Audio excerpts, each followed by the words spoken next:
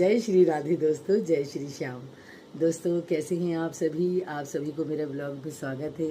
दोस्तों आप सभी की बहुत सारी रिक्वेस्ट थी कि मैं आप सबसे बात करूं। बहुत दिन हो गए थे आप लोगों से बात किए बगैर, तो आज मैं एक जो चर्चा लेके आई हूं वो है धार्मिक चर्चा। जैसे कि आप जानते हैं कि मैं ट्रैवल ब्लॉग बनाती हूं और ट्रैवलिंग पे जगह जगह जाती हूं। अभी हाल ही में मैंने हरिद्वार की यात्रा की और वृंदावन और मथुरा की यात्रा की।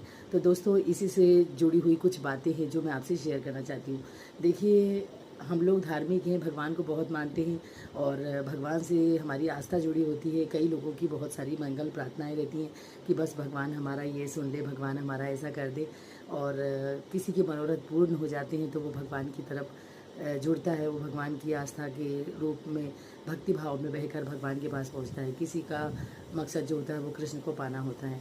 तो दोस्तों ऐसे ही कई मकसद हमारे भी थे और मेरी भी कई कामनाएं थी जीवन में। जब जीवन में कई ऐसे दौर आते हैं ना कि हमें समझ में नहीं आता कि हम क्या करें, तो ऐसी परिस्थितियों में हम भगवान के ही सहारे हो जाते हैं और भगवान हमें उसी रास्ते पर ले जाते हैं। और भक्ति महारानी जब तक रहा है तब तक तो हम वैसे भी कृष्ण की भक्ति नहीं कर सकते। तो दोस्तों ऐसा ही मेरे साथ हुआ कि मुझे हरिद्वार की यात्रा मिली और बड़ी मंगलमय यात्रा थी। गंगा जी का स्नान किया और गंगा जी में पूजन किया।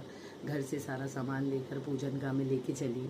और जैसा मुझे पता रहता है कि मतलब नदियों में किस तरह से पूजन करना चाहिए, तो मैंने वैसे ही विधिवत पूजन किया। वहाँ पर मैं अपना एक बहुत प्यारा सा लोटा लेके गई थी और मैंने सोचा था कि उस लोटे से मैं मतलब जल डालती हूँ सूर्य भगवान को और मतलब नदियों को, गंगा जी को और महादेव को।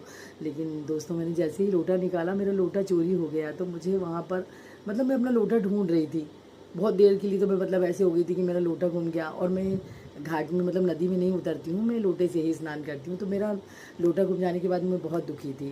लेकिन फिर मेरे साथ वालों ने समझाया कि ठीक है, यहाँ पर अगर तुम्हारा लोटा चोरी हुआ या गलती से कोई ले गया है तो अच्छा ही हुआ कि अब गंगा जी पर तुम्हारे लोटा हमेशा ही रहेगा और जो भी ले गया है वो पूजा करता रहेगा। तो यहाँ पर मैंने अपने मन को समझा लिया। पर क्या यदि ये चोरी थी तो ये क्या अच्छा था? यदि दोस्तों कोई भी धर्म के रास्ते पे चल रहा है और वो मेरा लोटा ले गया मेरी बगैर परमिशन की, तो क्या ये सही था?